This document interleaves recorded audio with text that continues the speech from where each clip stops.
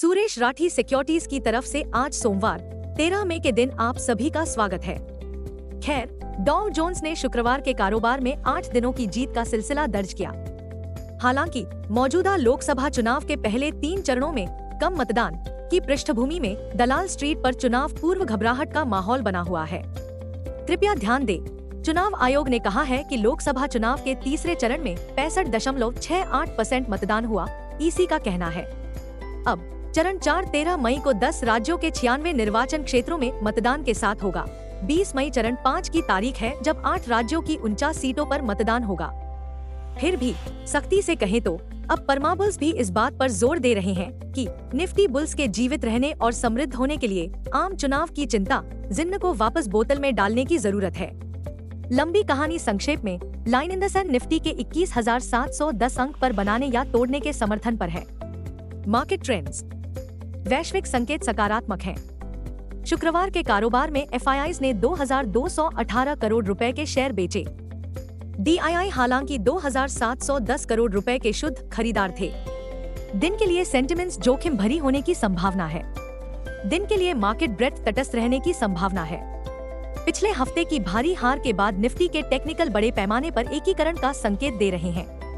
F&O मई महीने के आंकड़ों से पता चलता है कि निफ्टी के लिए ट्रेडिंग रेंज 21,500 से 22,500 जोन के बीच होने की संभावना है। भारत VIX 18.47 के स्तर तक पहुंच गया है, जो पिछले सप्ताह के निचले स्तर से लगभग 80% अधिक है। VIX भय सूचकांक बेंचमार्क निफ्टी और सबसे महत्वपूर्ण रूप से लार्ज कैप शेयरों के लिए संभावित उथल-पुथल का संकेत दे रहा है। निफ्टी PCR 30 मई 1.11 पर है। बैंक निफ्टी PCR 29 मई 0.78 पर है। निफ्टी आउटलुक, निफ्टी के कंसोलिडेट होने की संभावना है। तकनीकी विशेषज्ञ हमें निफ्टी और बैंक निफ्टी के बारे में क्या बताते हैं। निफ्टी CMP 22,055, निफ्टी पर इंट्राडे सपोर्ट 21,777 अंक पर रखा गया है। तत्काल इंट्राडे हर्डल 22,307 अंक पर रखा गया है। दिन की रेंज 21,850 और 22,250 के बीच है। दिन के लिए आउटलुक तटस्थ है। बैंक निफ्टी CMP 47,421, इंटरवीक सपोर्ट 47,021 अंक पर रखा गया है। बैंक निफ्टी का दिन का सबसे बड़ा हर्डल 47,900 अंक पर है। दिन की रेंज 47,000 से 47,900 के बीच है। दिन के लिए आउटलुक तटस्थ है। हमारे आज के आह्वान से पता चलता है कि इस सप्ताह अस्थिरता फिर से दोहराई जाने की संभावना है। किसी भी अच्छी हॉरर फिल्म की तरह यह हर जगह होने की संभावना है। हम ऐसा इसलिए कह रहे हैं क्योंकि यह सप्ताह आर्थिक कैलेंडर के मोर्चे पर बहुत व्यस्त है और इससे बेंचमार्क निफ्टी और हमारे शेयर बाजारों के लिए आदर्श रूप से अस्थिरता बढ़नी चाहिए। आगे देखते हुए फेडरल रिजर्व की तरह बड़ा सवाल अभी भी यह है कि पहली दर में कटौती कब होगी। इसलिए निवेशकों की सबसे अधिक दिलचस्पी मंगलवार 14 मई को फेडरल रिजर्व के अध्यक्ष जेरोम पॉवेल के भाषण में होगी।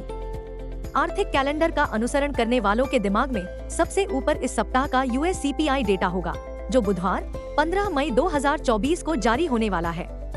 अपेक्षा से कम इन्फ्लेशन रिपोर्ट का बाजार द्वारा स्वागत किया जाएगा, खासकर यदि यह आने वाले महीनों में ब्याज दरों में कटौती का मार्ग प्रशस्त करने में मदद करता है। इस सप्ताह Q4 कॉर्पोरेट अर्निंग्स में उछाल है क्योंकि निवेशक आय कैलेंडर पर सबसे व्यस्त सप्ताहों में से एक के लिए तैयारी कर रहे हैं। कॉर्पोरेट इंडिया के चौथी तिमाही के नतीजे आने वाले हैं। Zomato, Varun beverages, Jindal steel and power, UPL, Aditya Birla capital, Karur Vysya bank, Sera sanitaryware 13 May. Tata Motors Q4 के नतीजों की मुख्य बातें। टाटा मोटर्स ने राजस्व में 13.3% की वृद्धि के साथ 2023 से 24 की चौथी तिमाही के लिए अपने कर पश्चात लाभ PAT में 3 गुना से अधिक की वृद्धि दर्ज की है, जो 17,528 करोड़ रुपए है। भारत का कारोबार अब कर्ज मुक्त हो गया है।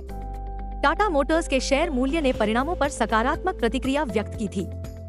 इस बीच HR मोटर्स Q4 के नतीजे सड़कों की उम्मीदों के अनुरूप थे क्योंकि उच्च बिक्री मात्रा के कारण इसका नेट प्रॉफिट 18% बढ़कर 1,070 करोड़ रुपए हो गया। ASP